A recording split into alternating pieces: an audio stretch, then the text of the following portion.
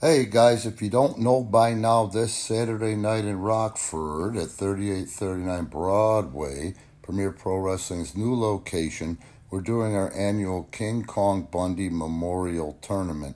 And I'll give you guys more information, and I think you guys will give a crap about, whose odds are what going into this and who are all the participants. If you don't know by now, go to Premier Pro Wrestling on the Facebook page and you can see who's facing who, but I promise more information is coming. But I figured I'd start out with what is the King Kong Bundy Memorial Tournament. And King Kong Bundy was a friend. He was a friend of mine. A decent friend of mine, a good friend of mine, a funny friend of mine. And there was just something about King Kong Bundy that you just could not help but not just like, but love.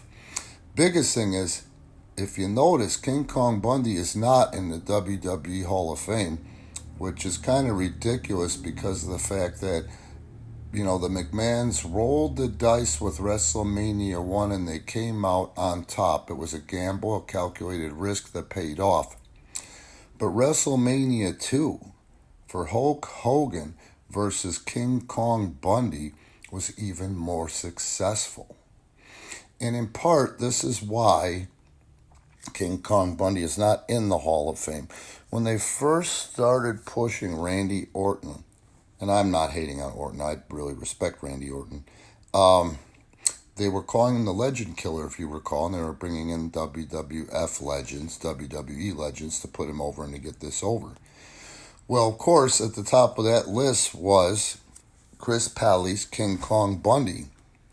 Vince and Johnny and others within WWE Creative were trying to get Tommy Dreamer, who at the time was in talent relations, to make the point of contact and try to get Chris hired to appear on Raw for Randy Orton to go over on. And here's how that went down and how it's going to give you a glimpse of the kind of guy, and we're talking about a legit man's man, King Kong Bundy was. Hey Chris, it's Tommy Dreamer. I hope you're doing well. I work in WWE now with talent relations. We have a creative idea for you if you're interested. And then Tommy left him his number.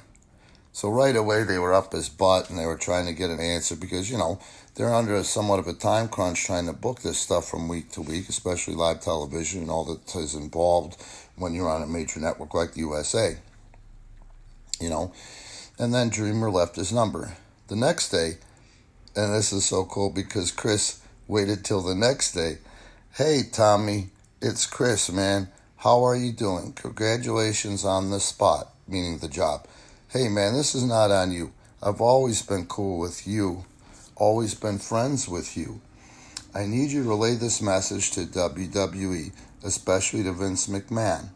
Number one, you need to tell him that he needs to pay me the money he owes me. Number two, unless there's a creative idea for me winning the WWE title, I have no interest in it because he promised me the title when I put over Hulk Hogan and he never delivered. So please tell him to go fuck himself.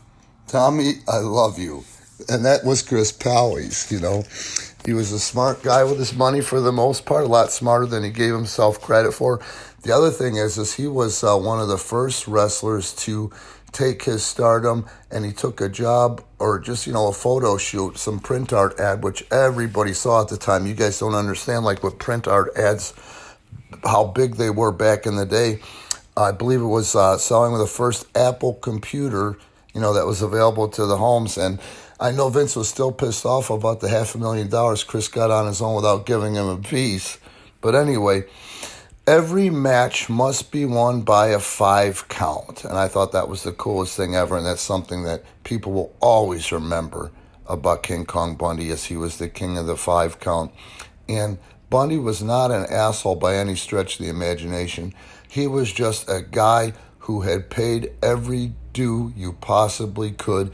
Go ahead and go back or go down that rabbit hole on YouTube search and you'll see what I'm talking about when you see a young Chris Palley's King Kong Bundy, how hard he worked and how many dues he paid, for example, down in World Class Championship Wrestling.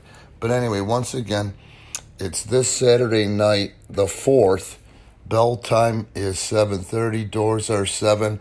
And I'm going to hit you up more with who's facing who, the match lineup, and also, who I think the odds favor in such a tournament. You know what I mean?